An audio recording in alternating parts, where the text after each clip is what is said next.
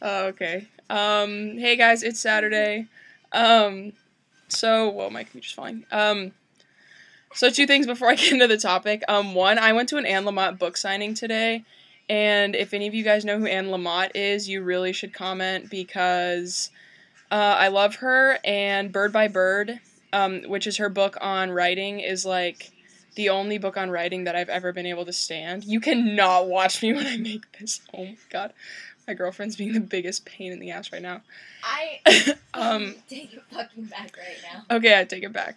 And also, so I got that book signed by her. And then, also, I just watched Shane's video and seriously laughed out loud because the penis or vagina question, even though I'm not trans, I seriously get that all the time, especially in high school. Like, I wore uniforms and, people, like, kids, like, middle schoolers would come up to me and ask me why I was wearing a skirt. Like, as if that's not telling enough of the fact that I'm a girl. And, like, I don't really know what to say because, like, gender's a touchy issue with me even though I'm not trans. Like, I don't really like being classified as, like, strictly male or strictly female. And so when people ask me that, it's like, I just want to tell them, like, to not think about it. But when you're talking to a 12-year-old that's just a total jerk, like, you don't really want to say that. So, yeah, I definitely, like, I mean, I guess I don't really feel the same pain, but it is, like, you just sort of look at people and you're like, are you really putting me in this position right now? Like, people just, they don't understand the weight of their questions. Okay, so the topic is what to do if your parents don't approve of you being gay or lesbian or bi or trans or whatever. But I guess strictly, like, if you're in a relationship with someone that they don't approve of because of their gender. I would say, I don't really know. I mean, I've definitely met parents that are, like, completely rigid and talking to them would not do a single thing. But, I think it's generally true that parents want their kids to be happy, so I think if you're able to communicate with them, like, enough times and consistently enough and, like, persistently enough that you can sort of get them to see, like, this is how I'm happy and it's only a matter of time until I move out and do this anyway. So you might as well not destroy our relationship because you don't accept it. Like, I mean, not everyone is rational and, like, sympathetic like that, but I hope that if you are having this issue and you're talking to your parents consistently, that hopefully they will come around.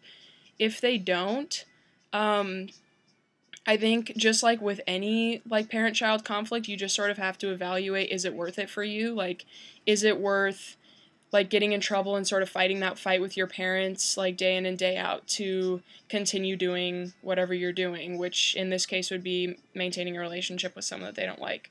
Um, I know I've had to make that decision with my parents. Like, if they really disapprove of something I'm doing, I just sort of have to be like, look, I'm old enough to know that this isn't as harmful for me as you think it is, and it makes me happy and whatever. And just sort of disregard them and let them punish you how they will, but just, I guess, take control of your own life and just let them be upset about it.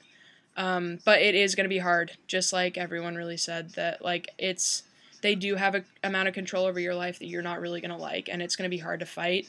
So, yeah, it's really just, like, evaluating if it's worth it to you or not. Is it worth attention on your parents and your relationship? Is it worth maintaining the relationship with someone even though there's tension because your parents don't approve or their parents don't approve? So, that's my advice with that. And then the question, I forgot exactly what it was. And my internet's freaking out. Favorite TV show with an LGBT character in it. So I could lie or do research and find out another TV show with an LGBT character in it, but really, like, the only one I know, since I barely ever watch TV, is The L Word. I know that's really cliche and lame, but I love Shane just like everyone in the world.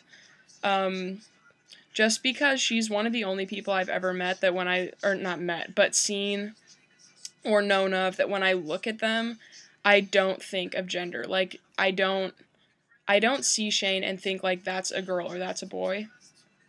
And I try not to do that with people anyway, and I think I'm decent at it, but, Like, she really doesn't look like a girl or a boy to me. And I just love it, even though, like, that's not where her character is supposed to be. She's awesome. So, yeah, that's my answer to that. Sorry, it's cliche and boring, and the L word is, like, everyone's favorite everything. So have a good Saturday, guys. Keep your fingers crossed that I don't die in my rugby game today, and that we win.